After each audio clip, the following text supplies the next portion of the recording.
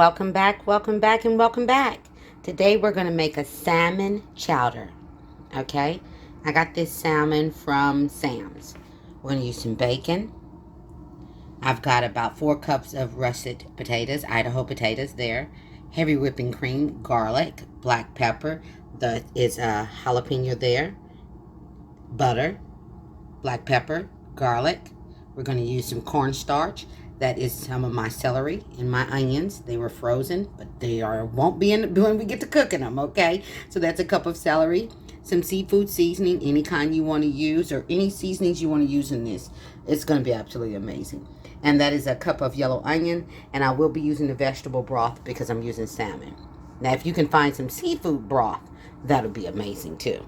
So here's your shot of everything we're going to use to make this absolutely delicious dish. Let's get cooking. All right, the first thing we're going to do is we're going to get this bacon in here, and it will render some grease for us, so that'll be fine. So we're going to let this brown up, crisp up.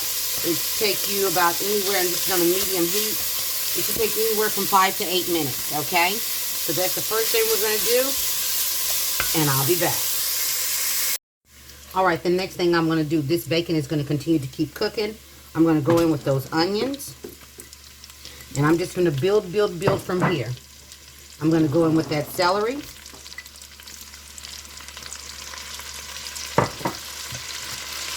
Because the bacon is going to continue to cook. Everything's going to continue to cook. I'm just going to start building from this moment. You can take your bacon out after it crispy up a little more if you want to. But I'm just going to cook mine all at the same time. Okay? So see all that yummy going on? All right, so I'm going to let this go for about 3 minutes, and I'll be back. Okay, at this point, I'm going to go ahead and go in with the garlic. It's completely and totally up to you. It's been cooking for 3 minutes. I'm going to go in with a good 4 tablespoons. You can add as little or as much as you like. And then I'm just going to let that cook for exactly 1 minute, and then we're just going to start building from here. I'm telling you, this is going to be a delicious soup. If you've never had it, you're definitely going to love it. All right, so I'm just going to let this cook for a minute, let those flavors get to know one another, become the best of friends, and I'll be right back. Okay, this is what she's looking like. I'm going to go ahead and go in with that jalapeno, and I'm going to let that cook for a minute. All right, just for 1 minute, and then we're going to put some more stuff in there. All right, I'll be right back. Look at how yummy that looks. Okay, now at this point, I'm going to go ahead and go in with a good tablespoon of black pepper. Now remember the golden rule. You can always add to, but you can never take it out. All right? We're going to go in with a tablespoon of that garlic. And we can always come back later and adjust the flavors. Okay?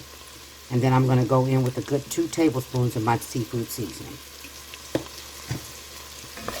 And we're going to give that a nice little zhuzh. Yum, yum. Look at that. And I'm going to let this go for 1 minute. Just 1 minute. And I'll be right back. All right, at this point, we're going to go ahead and add in those potatoes.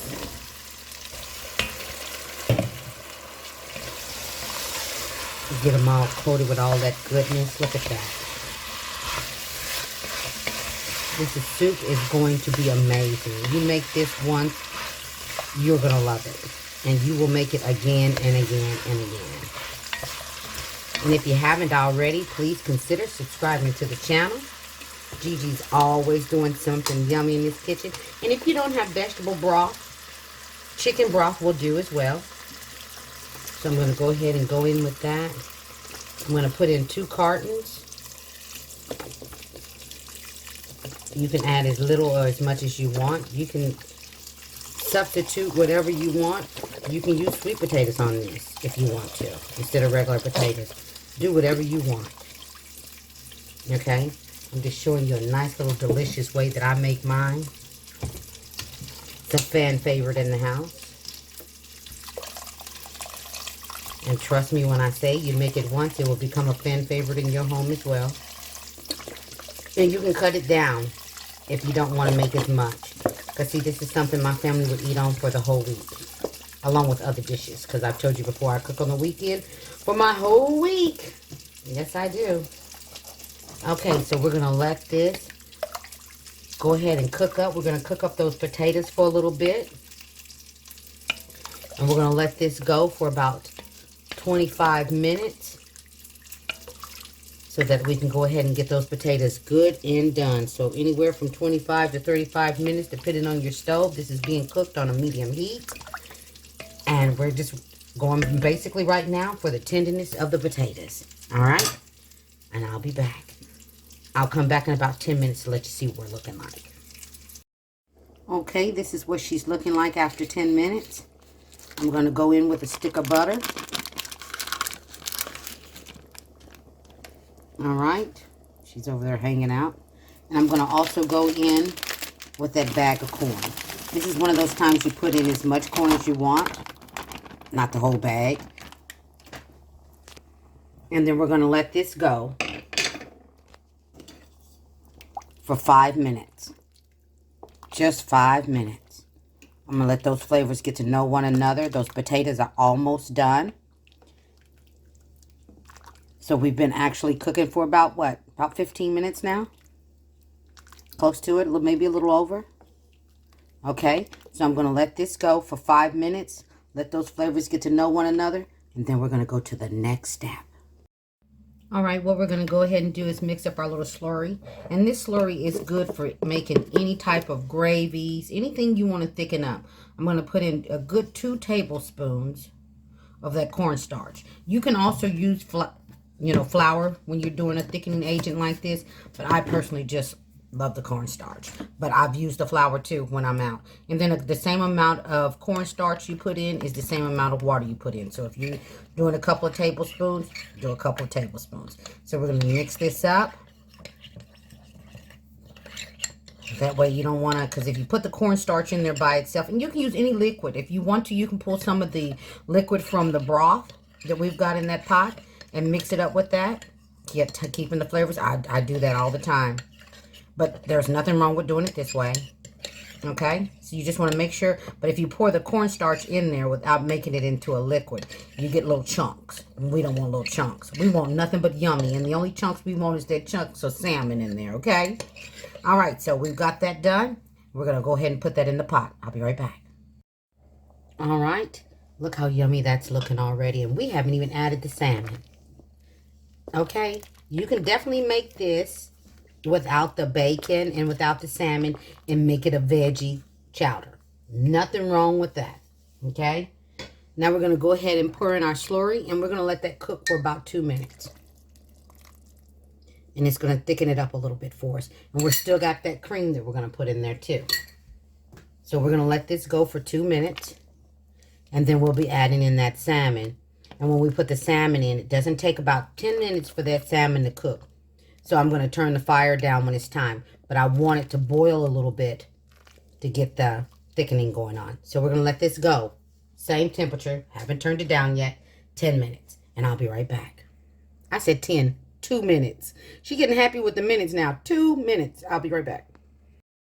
All right. Now I'm going to go in with about 2 cups of this heavy whipping cream. Oh, yeah. If you put a little more, that's fine too. It'll be just fine. It won't hurt it. And then I'm going to let this go for 2 minutes. And then I'm going to put in that salmon. And I'm going to also turn this down to a simmer at this point.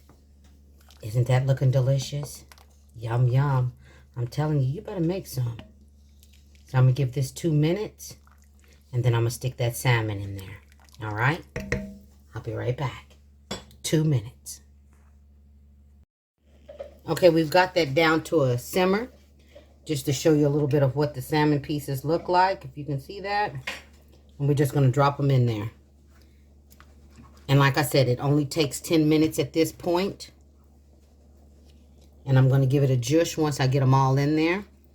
You can cut them to any size that you want to. There is no wrong way. Plus, they'll do some breaking up on you. So 10 minutes, this will be done. And again, if you haven't... Oh! Splash overboard. If you haven't already, please consider subscribing to the channel. Gigi is always cooking something yummy. You're sure to find something that will tickle your palate and something you will fall in love with, okay? All right. So now we got all those in there. I'm just going to give it a zhuzh. In about 10 minutes, she will be done. 10 minutes is all it takes. And we will have salmon chowder. But that's a new one for some of you. All right. 10 minutes. I'll be back. All right. She is good and done. I gave her an additional 5 minutes instead of just 10, just to make sure that fish was good and done. And now all I got to do now is plate her up. Things made easy with Gigi. Look at that. Yum, yum. All right, let's put her in a bowl and let her have her close-up.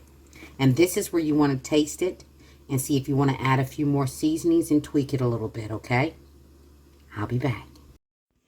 And there she is. Things made easy with Gigi. All day, every day. Please like, subscribe, and feel free to share. Salmon chowder. You can absolutely break those pieces up more if you like. Everybody be blessed and stay safe. You'll see Gigi next time.